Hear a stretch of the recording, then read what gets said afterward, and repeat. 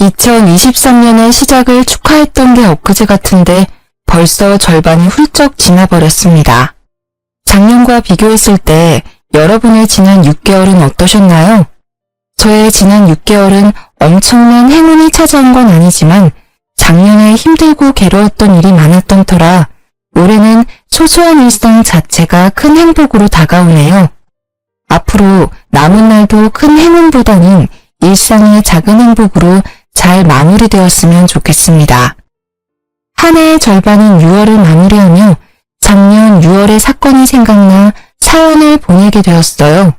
그 솜씨가 부족하고 재미없어도 끝까지 들어주셨으면 좋겠습니다. 본격적인 이야기를 하기 전에 제 소개를 해야겠네요. 저는 지방 소도시에서 나고 자라 결혼까지 했고 지금도 지방에 사는 30대 여성입니다.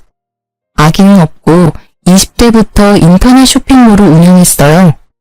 요새는 사람들이 인터넷 쇼핑몰을 많이 해서 매출이 떨어지긴 했지만 오래전부터 꾸준히 이 일을 해와서인지 여전히 먹고 사는 데 지장이 없을 정도로 넉넉한 매출이 나오고 있습니다. 제 부모님은 직접 농사지으며 백반집을 운영하고 있어요. 평생을 바쁘게만 살아오셨고 그 덕에 지금까지 노후까지 문제없을 만큼 돈을 모았답니다. 남편은 결혼 당시 중소기업에 다녔어요. 월급이 한 번도 밀린 적이 없지만 상여금이나 보너스는 전혀 없고 급여도 크지 않았습니다. 시댁은 시어머니만 계시는데 농사일하며 수확한 작물들을 팔아 생활비를 조금씩 벌고 있었어요. 이렇게 시댁 형편이 넉넉하지 않아서 신혼집을 친정에서 마련할 수밖에 없었습니다. 친구들은 결혼하며 시댁에서 집은 물론이거니와 비싼 예물을 받았다고도 하던데 저는 아무것도 받지 못했죠. 친구들이 부럽기도 했지만 시댁 형편상 어쩔 수 없다고 생각했습니다. 부모님 역시 신혼집은 형편이 되는 쪽이 마련하면 된다고 했고 돈이야 차근히 모으면 된다고 하셔서 우리의 결혼에 큰 불만은 없었어요. 무엇보다 딸인 제 선택을 적극적으로 지지했고요. 이렇게 우리는 큰 어려움 없이 결혼식을 올리고 신혼여행을 다녀와 시댁으로 향했습니다. 불편하고도 어색한 시댁에서 1박 2일을 마치고 신혼집을 가려는데 시어머니가 엉엉 울기 시작했어요. 아이고 우리 아들도 이렇게 떠나가네. 엄마, 내가 뭐 어디 멀리 가? 그냥 옆 동네로 가는 건데 왜 이렇게 자꾸 우셔? 여기랑 우리 신혼집 차 타면 30분이야. 엄마 무슨 일 있으면 바로 달려올 테니까 울지 마요. 엄마가 자꾸 우니까 마음이 너무 아프잖아. 바깥 양반 저 세상 가고 나서 너를 남편처럼 생각하고 살았는데 이렇게 가버리니까 속상해서 그러지. 이제 이 집에서 나 혼자 살 자신이 없다. 쓸쓸하고 외로워서 어떻게 살아? 너 신혼여행 가 있을 동안에도 내가 얼마나 무섭고 외로웠는지 아니? 그런데 내 속은 하나도 모르고 전화 한 통도 안 하고 엄마 서운해. 핸드폰 배터리가 다 돼서 연락 못했어요. 엄마 미안. 그래도 속으로는 매일 엄마 생각하고 있었어. 또 오느라 정신 팔린 건 아니고 아무리 신혼 재미가 좋아도 이 엄마한테 연락하는 거 잊지 마. 엄마가 널 아들 이상으로 생각하는 거 알지? 그럼 알죠. 걱정하지 마요. 결혼해도 지희랑 종종 놀러 올게. 당연히 그래야지. 이 시어미 혼자 시골에서 사는데 아들 며느리가 아니면 쓰나. 참, 지희야 이거 받아라. 시어머니는 제게 웬 박스를 건네셨습니다. 그 안에는 반찬통도 있었고 무언가가 가득 들어있는 검정 봉지도 여러 개 있었어요. 이게 다 뭐예요? 이 검정 봉지에는 누룽지가 들어있고 이거는 젓갈, 이거는 밑반찬들이다. 우리 민석이 아침에 회사 가기 전에는 누룽지에 젓갈 먹으니까 아침마다 이 누룽지 잘게 부셔서 물 넉넉히 넣고 푹 끓여서 먹여라. 이 멸치볶음이랑 진미채는 민석이가 가장 좋아하는 반찬이니까 내 식사 때마다 꺼내주렴. 다 먹으면 내가 또 해주면 되긴 하는데 매번 내가 할 순 없으니 다음에 혼자 한번 와서 반찬하는 법 좀 배워라. 넌 어차피 집에서만 일하잖니. 그니까 밖에서 일하는 우리 아들 먹는 거 좀 잘 챙겨줘. 알겠니? 박스 안에는 남편이 좋아하는 음식들로 가득했습니다. 시어머니는 이어서 아이스박스를 또 하나 건네주셨어요. 그 안에는 투명 비닐 안에 정체불명의 음식들이 있었습니다. 이거는 시래기국 냉동시킨 거다. 민석이가 제일 좋아하는 국이니까 입맛 없다고 하면 한 번씩 배워 먹이렴. 그리고 이건 방건조 생선인데 프라이팬에 기름 자작하게 둘러서 민석이 반찬으로 주면 아주 좋아할 거다.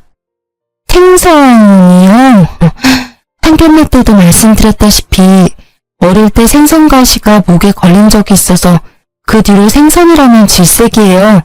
그래서 한 번도 직접 생선 구운 적도 없는데. 뭐? 어떻게 그 나이 먹도록 생선 하나를 못 굽니? 그냥 기름 자작하게 둘러서 생선 넣고 구우면 돼. 어렵지 않으니까 한번 해봐. 해봐야 너도 살림이 늘 것 아니냐. 그리고 너가 생선 안 좋아한다고 해도 민석이는 생선 좋아하니까 자주 구워줘. 알겠지? 시어머니가 그저 어려운 새댁이지만 이건 너무하다 싶었습니다. 아들에게 하나라도 제대로 먹이고 싶은 엄마 마음은 알겠으나 말이라도 너도 같이 먹으라는 식으로 하면 안 되는 건가요? 그리고 생선은 한 번도 구운 적이 없었을 뿐더러 어릴 때 큰 생선 가시가 목에 걸려 고생한 뒤로는 쳐다도 보지 않았습니다. 게다가 이 사실은 시어머니도 이미 알고 있었어요. 그럼에도 불구하고 남편을 위해 먹지도 못하는 생선을 구우라니 섭섭한 마음이 들었습니다. 남편이 정 원한다면 도전은 해보겠지만 사실 자신은 없네요. 생선 하나 굽는데 뭘 그리 말이 많아. 그냥 하면 되지. 그리고 민석이는 생선 좋아해. 너가 어떻게든 노력해서 네 식성을 바꿔. 앞으로 민석이랑 같이 살면서 너가 생선도 구워주고 가시도 발라줘야 하는데 싫다고 안 해버리면 어쩌니? 정 잘 굽지도 못하고 먹지도 못하니 앞으로 남편이 직접 굽고 가시 발라서 먹으면 되겠네요. 그리고 애도 아니고 어른인데 가시는 직접 발라 먹어야죠. 예, 민석이가 어떻게 생선을 굽니? 원래 민석이는 그런 일 못해. 그리고 너는 회사 일로도 바쁜 애한테 집에서 직접 생선까지 구워다 먹으라고 시키고 싶니? 게다가 만약에 민석이가 먹었다가 너처럼 목에 가시라도 걸리면 어떡해? 난 그 꼴 못 본다. 아 맞다. 그리고 잠깐 기다려봐라. 시어머니야말로 말도 안 되는 소리만 하다가 갑자기 뭐가 생각나는지 부엌으로 들어갔습니다. 잠시 후 투명 비닐에 쌓인 냉동된 무언가를 한가득 가져왔어요. 너 빵 좋아한댔지? 이거 일하면서 먹어라. 꽤 비싼 빵인데 내가 상할까봐 냉동 보관한 거야. 실온에다가 두고 먹으면 아마 처음 샀던 것처럼 먹을 수 있을 게다. 사실 생선 이야기 할 때까지만 해도 서운했는데 제가 좋아하는 빵을 따로 챙겨주니 서운한 마음이 금세 풀렸어요. 남편은 시어머니가 챙겨준 음식들을 보며 아주 행복한 표정을 지었습니다. 우와, 우리 엄마 손 큰 건 역시 알아줘야 한다니까. 이것만 있어도 한 달은 넉넉히 먹고 살겠다. 엄마 고마워요. 고맙긴. 신혼재미 좋다고 이 엄마 잊지 말고 자주 들러. 전화도 자주 하고. 알겠어? 우리는 시어머니가 챙겨준 음식들을 한가득 챙겨 신혼집으로 왔습니다. 집에 와서 음식들을 하나하나 풀어보니 남편이 좋아하는 밑반찬이나 젓갈은 신선했는데 빵은 유통기한도 지났고 색도 이상했어요. 심지어 어떤 빵 표면에는 군데군데 초록색 곰팡이까지 폈더라고요. 아무래도 못 먹을 것 같아 음식물 쓰레기통에 빵을 버리려고 했어요. 여보, 이거 빵들이 조금 오래된 것 같은데 아무래도 어머니가 깜빡하셨나봐. 그냥 버려야겠다. 그치? 아깝게 그걸 왜 버려? 우리 엄마가 준 빵인데. 이 빵 다 비싼 제과점에서 산 빵이야. 그건 아는데 보니까 유통기한도 지난 것 같고 이거는 색도 이상하게 변질됐는데 이걸 어떻게 먹어? 왜 못 먹냐? 우리 엄마가 설마 너한테 상한 음식 줬겠어? 어떻게 엄마가 준 음식을 그렇게 막 버릴 생각을 해? 막 버리려는 게 아니라 딱 봐도 지금 색깔이 이상하잖아. 유통기한도 이미 지났고 여기엔 곰팡이도 피었다고. 그럼 엄마가 준 음식들은 못 먹을 음식이라는 거야? 와, 너 진짜 너무한다. 우리 엄마는 너 생각해서 따로 빵이랑 챙겨줬는데 어떻게 그런 말을 해? 나는 너가 왜 이렇게 발끈하면서 화를 내는지 모르겠다. 그럼 이렇게 곰팡이 피고 색까지 변한 이 빵들을 내가 다 먹어야 해? 엄마가 준 음식인데 못 먹을 이유는 뭐야? 그럼 내가 먹을게. 결국 남편은 색도 변질되고 냄새도 이상한 빵을 직접 해동시켜서 먹기 시작했습니다. 아무래도 상한 것 같으니 먹지 말라고 했지만 엄마가 준 음식이라 못 버린다며 끝까지 다 먹더라고요. 맛만 있는데 뭘 이상하다고. 아무리 며느리들이 시어머니 싫다고 하지만 우리 엄마는 안 그래. 괜히 이상한 드라마 보면서 우리 엄마 오해하지 말고 엄마 성의를 진심으로 받아들이라고. 알겠어? 사실 남편 말에 기분이 좋지 않았지만 신혼여행 다녀와 집도 엉망이고 집안일이며 쇼핑몰 일까지 할 일이 태산이라 그냥 넘어갔습니다. 사실 남편 말에 기분이 좋지 않았지만 신혼여행 다녀와 집도 엉망이고 집안일이며 쇼핑몰 일까지 할 일이 태산이라 그냥 넘어갔습니다. 다음날 남편이 출근하자마자 시어머니한테 전화가 왔어요. 민석이 출근은 잘했니? 아침에 누룽지는 끓여줬고 오늘 남편이 늦게 일어나서 못 먹고 갔어요. 그럼 아침에 아무것도 먹지 않고 빈속으로 회사에 갔단 말이야? 생각이 있는 거니 없는 거니? 너는 집에서 편하게 아무 눈치 보지 않고 일하겠지만 민석이는 밖에서 상사 눈치 보면서 일하는 애야. 그렇게 종일 힘들게 일하는데 속이라도 든든해야지. 아무리 그래도 밥 먹는다고 회사를 지각할 순 없잖아요. 그럼 너가 더 일찍 일어나서 민석이를 깨웠어야지.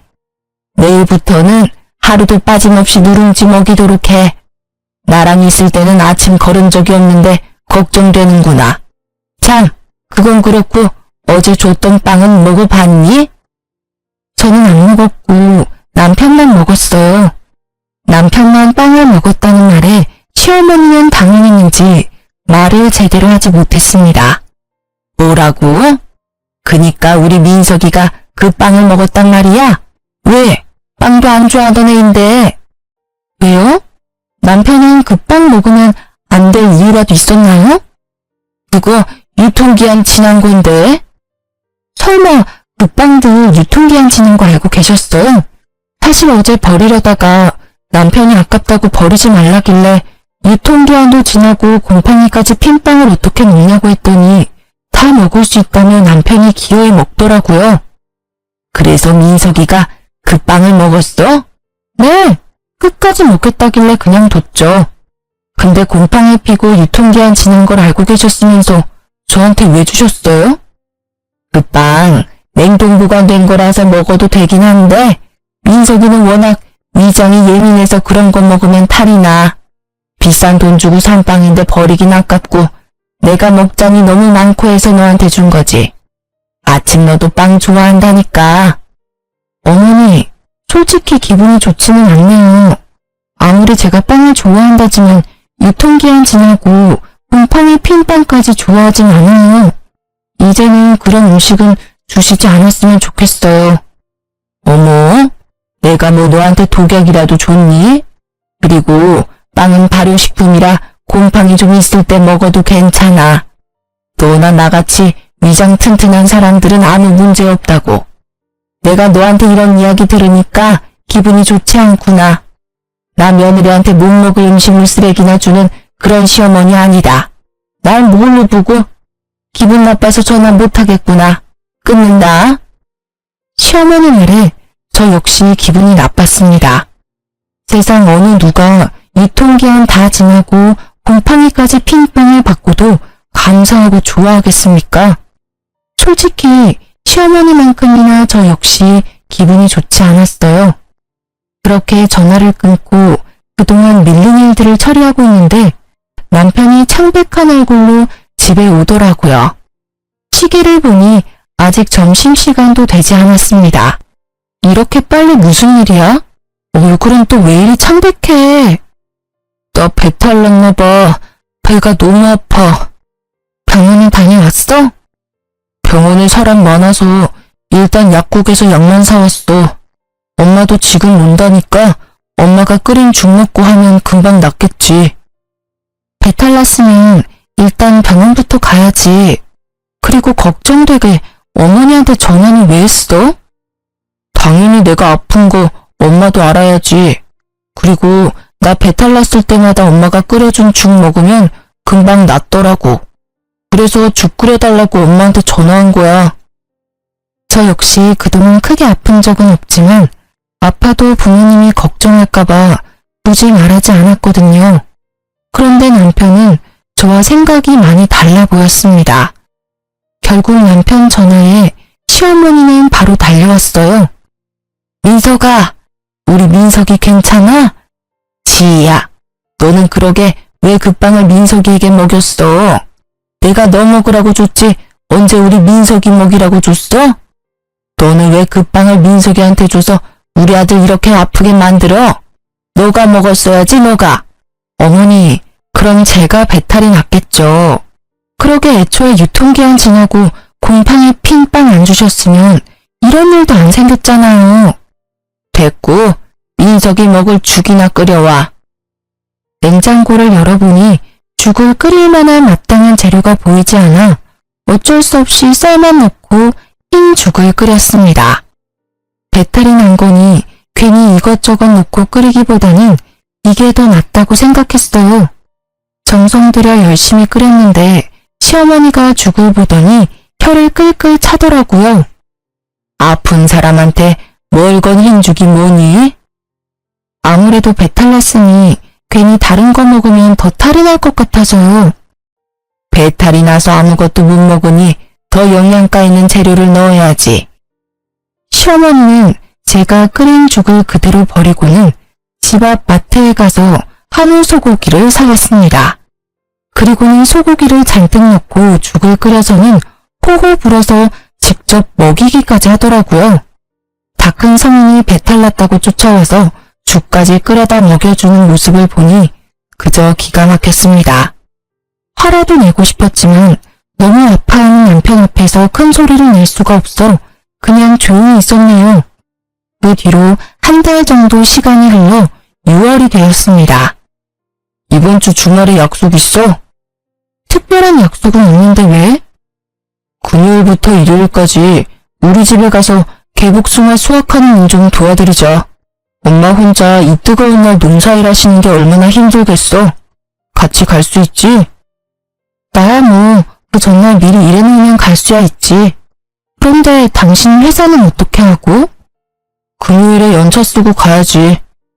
솔직히 어느 며느리가 시댁에 일하러 가는 게 좋겠습니까? 하지만 친정 부모님이 농사 지을 때 많이 힘들어하는 모습을 봐서 당연히 도와드려야겠다는 생각에 알겠다고 했습니다. 대신 금요일에 가려면 그 전날 어느 정도 일을 많이 해야 했어요. 그래서 목요일에 밥 먹는 시간과 잠을 줄여가며 주말까지 해야 할 일을 마무리 지었습니다. 제가 이렇게 일할 동안 남편은 친구들과 술을 마시러 갔어요. 다음날 연차라며 약속을 잡더니 금요일 새벽 1시에 네 발로 기어서 집에 들어왔답니다. 그리고 금요일 새벽 아침 일찍 시댁에 도착하려면 슬슬 일어나서 준비해야 하는데 남편이 숙취로 일어나지 못하더라고요. 기다리다 못한 저는 남편을 깨우기 시작했습니다. 야, 일어나봐. 오늘 개복숭아 수확하러 가기로 했잖아. 10분만 더 잘게. 어제 술을 너무 많이 먹어서 머리가 깨질 것 같아. 그러게 어제 술을 왜 그렇게 많이 먹었어? 아, 몰라. 좀만 더 누워있을래. 숙취로 힘들다며 늦잠 부리는 남편 때문에 늦게 시댁으로 출발했습니다. 시어머니는 늦은 우리, 아니지, 제가 마음에 들지 않았는지 표정이 좋지 않았어요. 아침 일찍 온다더니 왜 이리 늦었어? 둘 다 밥은 먹었어? 남편이 늦게 일어나서 먹지 못했어요. 그럴 줄 알았다. 일하러 오는 사람들이 밥도 안 먹고 오면 어떻게 이래? 와서 일단 밥부터 먹어. 시어머니는 밥을 먹으라고 상을 차려두는데 남편에게 압력솥에 새 밥을 퍼주더라고요. 그러더니 제게는 남편과는 다른 잡곡밥을 주었습니다. 이거 어젯밤에 한 잡곡밥인데 민석이는 소화가 잘 안 돼서 잡곡밥을 못 먹어. 그러니까 넌 이 밥 먹어라. 흰밥보다는 잡곡밥을 더 좋아해서 즐겨 먹긴 하는데 남편에게는 갓한 밥을 주면서 제게는 밥솥에 오랫동안 방치된 잡곡밥을 건네니 뭔가 묘하게 기분이 좋지 않았습니다. 그래도 일단 밥은 먹긴 먹었어요. 밥을 다 먹고 본격적으로 일하기 위해 작업복으로 갈아입었습니다. 그런데 남편이 졸린다고 계속 하품을 하더라고요. 아, 피곤하고 온몸이 다 쑤시네. 어제 술을 너무 많이 먹었나 봐. 민석이 어제 술 먹었니? 응, 엄마.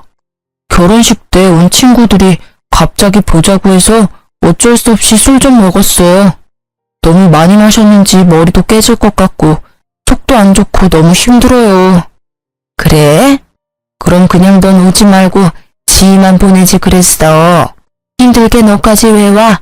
평일에도 죽어라 일하는데. 안 되겠다. 민석이 너는 너무 힘드니까 쉬고 지희만 같이 일하자. 오늘은 날씨 흐리다고 했으니까 그렇게 힘들진 않을 거야. 이 말에 남편은 바로 큰 방으로 들어가 누워버렸습니다. 그런 남편이 정말 얄미웠지만 어차피 오늘은 일을 도와드리러 온 거니 마지못해 저만 개복숭아를 따러 갔어요. 개복숭아 따는 일은 역시 쉬운 일이 아니었습니다. 아침 8시부터 오후 1시까지 쉬지 않고 열심히 개복숭아를 땄어요. 팔다리는 후들거리고 온몸은 땀범벅이 되고 얼굴은 타는 것처럼 시뻘개져서 시댁에 돌아왔습니다. 남편은 제 모습을 보더니 갑자기 큰 소리로 웃기 시작했어요. 와, 이게 누구야? 웬 시골 촌년이 우리 집에 왔어. 너 이러니까 진짜 웃긴다. 일하고 왔으니까 그러지. 지금 덥고 힘드니까 웃지 마. 남편 말에 기분이 웅장해진 저는 정색하며 말했습니다. 시어머니는 제 얼굴을 쓱 보더니 남편처럼 웃기 시작했어요. 지희야, 솔직히 민석이 말이 틀린 것도 아닌데 뭘 그리 정색을 하니? 지금 네 꼴 보니까 그야말로 시골에서만 먹고 자란 촌년 같다. 열심히 일하고 온 사람에게 수고했다는 말은 못할망정 얼굴 빨개졌다고 놀려대는데 이 사람들이 지금 제정신인가 하는 생각이 들었습니다. 그러나 개복숭아 따느라 너무 지쳐서 화를 내고 따질 기력조차 남아있지 않았어요. 그래도 촌스러운 며느리 때문에 내가 웃기도 하네. 요새 웃을 일도 없었는데. 아유, 날씨가 덥긴 하다. 지희야, 나 먼저 씻을 테니까 너는 밥 좀 새로 안 치고 국 좀 끓여라. 너는 국 다 끓이고 씻어. 화장실은 한 개뿐이고 시어머니와 같이 씻을 수는 없으니 마지못해 알겠다고 했습니다. 남편은 다시 큰 방으로 들어가고 저는 밥을 하고 국을 끓였어요. 상을 다 차리니 시어머니가 씻고 나왔고 저도 이어서 씻으러 들어갔습니다. 그런데 씻고 나오니 시어머니와 남편이 이미 밥을 다 먹고 국도 하나도 없더라고요. 분명히 넉넉히 했는데도 말입니다. 이 상황도 어이없는데 더 어이없는 건 지금부터였어요. 밥을 다 먹고 이를 쑤시던 남편이 제게 이러더라고요. 다 씻었어. 근데 된장국이 너무 짜더라. 된장을 통째로 둘이 부었나 봐. 일도 전혀 하지 않는 남편님이 이렇게 이야기하는데 슬슬 화가 나기 시작했습니다. 이렇게 눈치 없고 지 생각만 할 줄 아는 남편님을 낳은 시어머니 역시 마찬가지였어요. 그래, 지희야. 음식을 짜게 먹으면 건강에 안 좋아. 우리 민석이 안 그래도 위장이 약해서 소화 잘 못 시키는데 짠 거 많이 먹으면 안 되니까 앞으로 주의해서 음식해. 그나저나 국이 다 떨어져서 이를 어쩐담? 그냥 남아있는 밑반찬으로 먹어라. 아침부터 땀 뻘뻘 흘리며 일한 저한테 밥 차리라고 해놓고 자기들끼리 다 먹은 것도 분한데 평가질까지 당하고 있으려니 참을 수 없을 정도로 화가 났습니다. 야, 김민석, 너는 아침부터 잠만 쳐자놓고 한 게 뭐가 있다고 밥 먹어? 박지희, 어디서 시어미 앞에서 남편에게 큰 소리야? 너 미쳤어? 어머니야말로 너무하세요. 아들 입만 입이고 저는 주둥이에요. 이렇게 먹다만 음식이나 먹어야겠느냐고요. 그리고 국이 그렇게 간이 안 맞으면 그냥 안 먹으면 되잖아요. 국물 하나 남김없이 다 먹어놓고 맛이 없다고 하세요. 기껏 끓인 사람 기분 나쁘게. 너 그거 일하고 더 먹었니? 정신 놓았어? 아니요. 저 정신 완전 멀쩡해요. 저는 이런 푸대접 받으며 여기에 도무지 못 있겠네요. 저는 집에 갈 테니 나머지는 모자끼리 알아서 하세요. 너 없이 어떻게 일하니? 아직 따야 할 개복숭아가 얼마나 많은데. 결혼하기 전에는 저 없이 어떻게 하셨는데요? 그리고 이렇게 사람 취급도 안 하면서 일은 부려먹고 싶으세요? 저는 이렇게는 일 못해요. 아시겠어요? 옆에서 아무 말도 못하는 남편 얼굴에 흙이 잔뜩 묻은 작업복을 던져버리고 시댁에서 나왔습니다. 야, 이대로 가버리면 어떡해. 우리 엄마 혼자 어떻게 일하라고. 왜 혼자 일해? 아들이 너가 직접 도와야지. 난 갈 테니까 모자끼리 오붓한 시간 보내. 그 뒤로도 시어머니는 농사일하러 오라고 했고 남편이 같이 가자고 했지만 절대 가지 않았습니다. 그렇게 개무시를 당하고 나니 2번 다시는 가기 싫더라고요. 제가 끝까지 가지 않으니 남편은 혼자 일하는 시어머니가 안쓰럽다며 농사일을 돕기 위해 회사에 연차나 반차 쓰는 일이 많았습니다. 그리고 농사일하고 오면 힘들다며 다음날 지각이나 무단 결근을 했어요. 솔직히 회사에서 봐주는 것도 한두 번이지. 매일 업무에 소홀히 하는 직원을 가만히 둘 리가 없지 않겠습니까? 결국 시어머니 농사일 때문에 근태가 엉망인 남편은 1년 만에 권고사직을 당하고 백수가 되어버렸습니다. 그 뒤로 남편은 게임에만 미쳐서 살았어요. 새벽엔 혼자 배달음식 시키고 놀고 술 마시고 잠만 잤습니다. 게다가 부부 공동 생활비로 성능 좋은 컴퓨터까지 샀어요. 말로는 회사 구한다고 했지만 제가 볼 때는 이력서 작성조차 하지 않았습니다. 이러한 남편의 생활이 한심스러워서 대화도 시도하고 싸워보기도 했지만 말이 도통 통하지 않더라고요. 그래서 우리는 기본적인 대화조차 하지 않고 그저 집만 공유하며 살았습니다. 같이 밥도 먹지 않았고 집에 들어오지 않아도 신경 쓰이지 않았어요. 엄밀히 말하면 제 일을 하느라 바빠서 남편이 밥을 굶든 말든 신경 쓸 시간조차 없었습니다. 남편이 애는 아니니까 배고프면 알아서 차려 먹겠거니 하고 말았답니다. 그러던 어느 날 집에서 일하는데 시어머니가 한가득 장을 봐서 오셨어요. 당연한 저와는 달리 남편은 시어머니가 올 걸 알고 있었는지 아주 반갑게 맞이하더라고요. 엄마, 왔어? 너 배고파. 밥 좀 줘. 그래, 우리 아들. 엄마가 이것저것 사왔다. 얼른 밥 차려줄게. 너는 집에 있으면서 얼마나 우리 민석이 밥을 챙겨주지 않았으면 애가 나한테 밥을 다 해달라고 하니? 오셨어요. 그동안 저도 일이 너무 바빠서 잘 못 챙겼네요. 거기 멀뚱히 서 있지 말고 얼른 와서 나 좀 도와라. 죄송한데 지금 당장 급히 처리해야 할 일들이 있어서요. 일단 하던 일 먼저 마무리하고 나올게요. 남편도 일 안 하고 있는데 저라도 일을 해야지 이 집이 돌아가지 않겠어요? 시어머니는 기가 찬다는 표정을 지었습니다. 그래도 어쩌겠어요. 이 집에서 돈 버는 사람은 저밖에 없는데 저라도 열심히 일해야죠. 그렇게 저는 방으로 들어가고 시어머니는 요리를 시작했는데 부엌에서 냉장고 상태가 어쩌느니 청소가 엉망이라느니 하면서 뭐라고 하더라고요. 그러나 일하느라 바빠 시어머니의 시시콜콜한 말들에 신경 쓸 겨를이 없었습니다. 잠시 후 시어머니가 나가서 불러보니 임금님 수랄상 같은 밥상이 차려져 있었어요. 시어머니는 저를 보더니 아주 못마땅한 표정으로 앉으라고 했습니다. 그동안 맨날 배달 음식만 먹으니까 질렸는데 너무 좋다. 그래, 우리 아들 많이 먹어라. 그동안 얼마나 고생했는지 살이 다 빠졌네. 그리고 지희 넌 그깟 푼돈 버는 쇼핑몰 운영한다고 우리 아들 밥도 안 차려주니? 너 내가 경고하는데 돈 번다고 민석이 기죽이지 마라. 지금은 놀지만 앞으로 크게 될 사람이야. 네가 쇼핑몰로 돈을 얼마나 많이 버는 줄은 모르겠지만 앞으로 너보다 돈 많이 벌 사람이라고. 지금 저보다 돈 더 많이 벌려면 대기업에는 가야 할 텐데요. 나이는 많고 그렇다 할 경력도 없고 회사에서 잘리기까지 한 남편을 받아줄 대기업이 어디 있을런지 모르겠네요. 네가 뭐 얼마나 번다고 그래? 너 통장 가져와봐. 시어머니 말에 당당히 폰뱅킹 어플을 열어 통장 잔고를 보여주었습니다.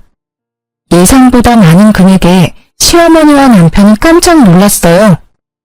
뭐 그래도 그동안 열심히 살았나 보네. 그래도 쇼핑몰은 언제 망할지도 모르잖아. 너무 불확실해. 그러니까 그깟 쇼핑몰 한다고 유세 떨지 말고 우리 아들 잘 내줘 해. 참, 그리고 다음 주에 고구마 캘 거다. 그날은 핑계 대지 말고 꼭 와라.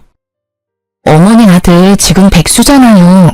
종일 게임만 하고 먹고 자고 놀기만 하는데 어머니 아들만 가면 되지 일하는 저까지 꼭 가야 해요? 게다가 남편은 지금껏 우리 집 농사일 때 한 번도 안 했는데요. 이 말이 마치자마자 시어머니는 제게 숟가락을 던졌습니다. 시어머니가 오라면 그냥 네 하고 오면 되지 어디서 말대꾸야? 사위는 백년 손님이고 며느리는 종신 식구라는 말도 몰라? 사위는 손님이니 처가에서 일하면 안 되고 며느리는 식구니까 시댁에서 같이 일해야지. 그리고 보기에도 귀한 아들을 너한테 준 것도 아까운데 너네 집에서 어떻게 일하는 꼴을 봐? 살다 먹던 숟가락으로 맞아본 적은 없는지라 너무 당황스러워 말도 못하고 멍한 표정으로 있었습니다. 그 표정을 보더니 남편이 비웃더라고요. 내가 너 혼날 줄 알았다. 아까부터 엄마가 도와달라고 했는데 나와보지도 않더니 꼴 좋다. 순간 부모님이 마련해준 이 집에서 왜 이런 푸대접을 받아야 하는지 분노가 치밀어 올랐습니다. 도무지 참을 수가 없던 저는 자리에서 일어나 밥상에 있던 음식들을 다 음식물 쓰레기통에 넣어버렸어요. 남편은 놀라서 아무 말도 못하고 시어머니는 제게 소리를 지르기 시작했습니다. 야, 너 미쳤어? 왜 아까운 음식들을 다 버리고 난리야? 네, 저 미쳤어요. 지금 둘이서 밥 먹고 이렇게 괴롭히는데 제정신으로 살 수 있겠어요? 그리고 어머니는 그렇게 아들이 좋으면 평생 끼고 살지 결혼은 왜 시키셨어요? 박주희, 뭘 잘했다고 우리 엄마한테 큰 소리야. 제정신이야?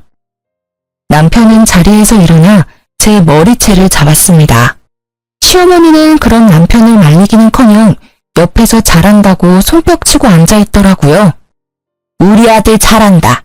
저런 년은 그냥 혼쭐이 나야 정신을 차리지. 시어머니 말에 남편이 더 세게 잡길래 남편을 있는 힘껏 밀어버렸습니다.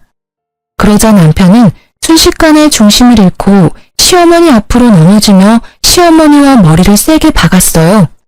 둘이 박치기를 하고 아파하는 모습을 보니 너무 웃겼던 저는 배꼽을 잡고 깔깔대며 웃었습니다. 야, 웃기냐? 나랑 엄마는 아파 죽겠는데 이게 웃겨? 그럼 안 웃기니? 그러게 내 머리채는 왜 잡고 난리야?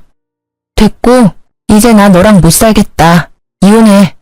김민석, 이 집이 우리 부모님이 사준 집인 거 알지? 당장 나가. 당장. 이혼? 어디 이혼이 뭐 쉬울 것 같아? 난 너랑 이혼 안 해. 이 집에서 절대 안 나갈 거야. 그래. 우리 아들 호적 더러워지게 이혼은 무슨 이혼이니? 한번 결혼했으면 계속 같이 살 생각을 해야지.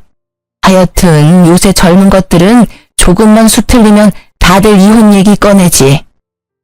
상황 파악 못하고 계속 헛소리를 짓거리길래 가만두면 안 되겠다는 생각이 들었습니다. 그래서 남편 방으로 가서 남편이 애지중지 아끼는 모니터를 바닥에 던져버렸어요. 야, 그게 얼마짜린데 그걸 박살내. 너 정말 제정신 아니구나. 내가 지금부터 셋 셀 거야. 그동안 네 엄마 데리고 안 꺼지면 이 컴퓨터 본체도 박살내버린다.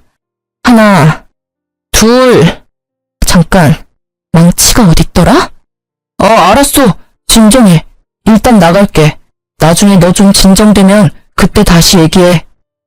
남편은 시어머니를 데리고 나갔고 저는 바로 이혼 서류를 작성해서 남편 짐과 함께 시댁으로 보냈습니다. 잠시 후 남편에게 전화가 왔어요. 이게 다 뭐야? 왜 내 짐을 다 보냈어? 못 들었니? 우리 이혼한다고. 이혼하는데 이 집에 네 짐 따위는 필요 없잖아. 다 내다 버리려다가 그래도 그건 아닌 것 같아서 니네 집으로 보낸 거니까 감사하게 생각해. 무슨 이혼이야? 이혼 못해. 너 진짜 왜 그래? 몰라서 물어? 너랑 니네 엄마가 했던 행동들을 생각해봐. 내가 이혼 안 하게 생겼나? 아무튼 이혼 안 해주면 난 소송할 테니까 그런 줄 알아. 내가 뭐 불륜을 저지른 것도 아닌데 어떻게 소송을 해? 이혼 소송하는데 돈이랑 시간이 얼마나 많이 드는데. 1년, 2년, 아니 10년이 걸려도 난 너랑 이혼 소송할 거야. 내 전 재산을 다 털어서라도 반드시 갈라설 거라고. 근데 어쩌냐? 나는 돈이 좀 있는데 넌 돈도 없잖아.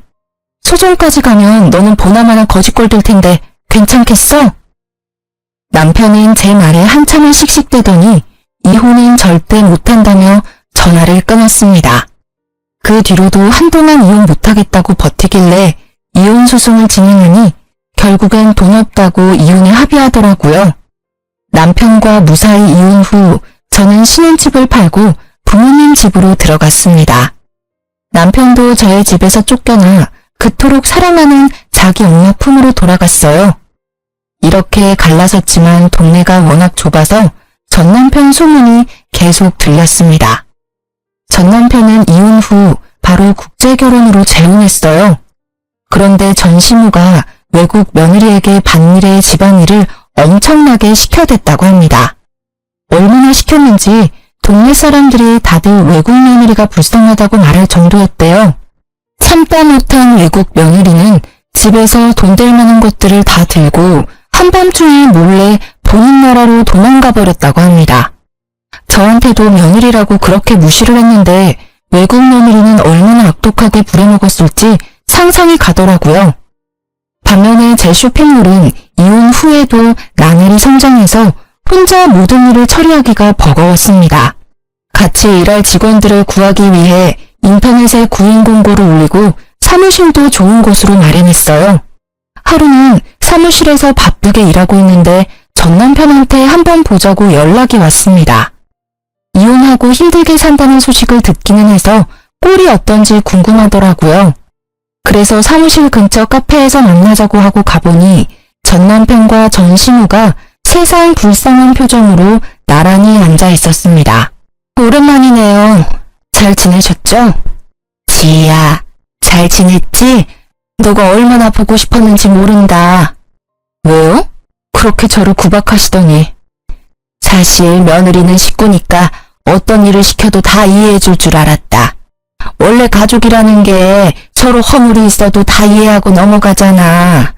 너가 편하기도 하고 좋아서 자꾸 말이 막 나왔던 것 같아. 진심으로 미안하구나. 이 늙은이가 진심으로 사과하마. 아니요, 틀렸어요. 며느리도 사위와 마찬가지로 피 한 방울 안 섞인 손님이라고요. 그러게 옆에 있을 때 잘하셨어야죠. 그리고 사람이 좋고 편하면 더 귀하게 여겨야지. 막말하고 하대하는 게 맞는다고 생각하세요? 그래. 그래서 지금 우리 엄마가 너한테 사과하잖아. 그러니까 사과 받아주고 우리 다시 합치자. 응? 너도 나 정말 많이 좋아했잖아. 그래서 결혼까지 한 거고. 합치긴 뭘 합쳐? 내가 미쳤니? 다시 너랑 살림을 차리게? 지희야, 사실 우리 지금 너무 힘들어. 나 이전 회사에서 잘린 게 거래처에 소문이 다 나서 이력서를 내도 면접 보러 오라는 회사가 하나도 없어. 그럼 너랑 니네 엄마랑 힘 합쳐서 열심히 농사 지으면 되겠네. 그거 팔아서 돈 벌면 되잖아. 올해 농사는 이미 망했어. 멍청한 외국 옆에네가 말귀를 못 알아들어서 거름을 밭에 엄청 주는 바람에 아무것도 자라나지 않아. 땅이 완전히 썩어버렸다고. 게다가 그년이 집에서 돈 될 만한 것들 다 들고 튀어버려서 돈 나올 구멍이 하나도 없어. 진짜 굶어 죽겠다고. 그러니까 얘 좀 생각해서 나랑 다시 살아주면 안 될까? 아니다. 그게 정 싫으면 너 쇼핑몰 하니까 일거리라도 좀 주면 안 될까? 보니까 너 쇼핑몰에 직원 뽑던데 그 직원 내가 하면 안 돼? 내가 널 뭘 믿고 거두니? 맨날 놀고 먹고 자기만 하고 마마보이인 너를 어떻게 믿고. 차라리 공사판에라도 가서 일해. 몸을 굴리고 땀을 흘리면서 돈을 벌라고. 남한테 기생하려는 생각만 하지 말고. 지희야, 너가 우리 아들한테 화가 많이 난 것은 알겠다만 어떻게 우리 귀한 아들한테 공사판에서 일하라는 막말을 하니? 공사판이 못 돼서요? 아줌마 아들처럼 사지 멀쩡한데 백수로 지내는 것보다 공사판에서 땀 흘리며 돈 버는 게 훨씬 더 나아요. 아니면 그냥 이렇게 살다가 둘 다 거지 돼서 밖에서 빌고 살든가요. 뭐? 시어머니한테 아줌마? 네, 아줌마. 이 인간이랑 나랑 끝난 사이인데 당신이 왜 내 시어머니야? 지금 내가 보기엔 그냥 아들만 바라보는 생각 없는 아줌마야. 아줌마, 정신 차려요. 그렇게 아들 싸고 돌다간 당신 아들 아무것도 못하는 멍청이 돼. 내가 애를 낳아보지는 않았지만 당신처럼 키우는 건 아니라고. 세상에 매운맛 또 보여주고 해야지. 아무튼 난 이제 바빠서 들어가요.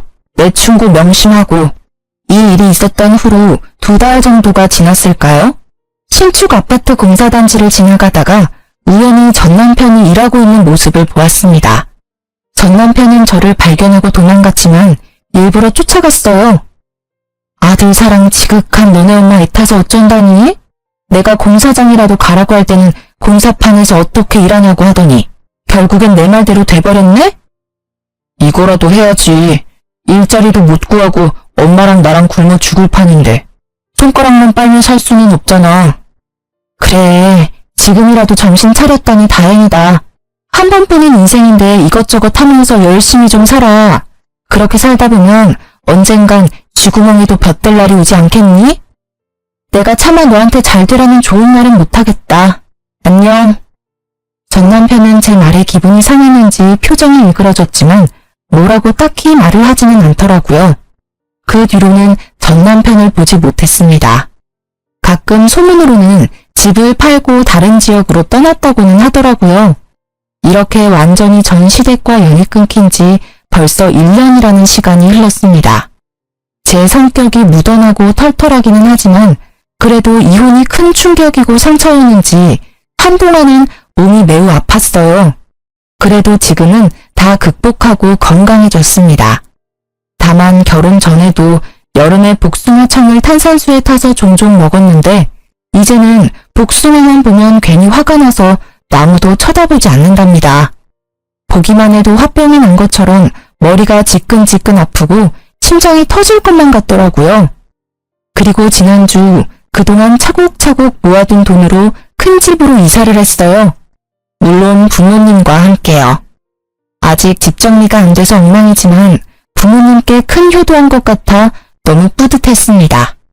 어제는 가족끼리 외식을 하고 부모님과 노래방에 갔는데 아빠가 있을 때 잘해라는 노래를 구성지게 부르시더라고요. 그 노래를 듣고 있자니 전 신화 전 남편 놈이 생각이 났습니다. 옆에 있는 사람에게 잘했으면 이혼당하지는 않았을 텐데 귀한 줄 모르다가 결국 거지꼴이 되었잖아요. 저는 절대 그렇게 살지 말고 제 옆에 있는 가족들, 든든한 직원들 하나하나를 다 귀히 여겨야겠다고 다짐하고 또 다짐했습니다. 저의 이야기는 여기까지입니다. 부족한 글솜씨인데도 끝까지 들어주셔서 감사합니다. 모두 행복하세요.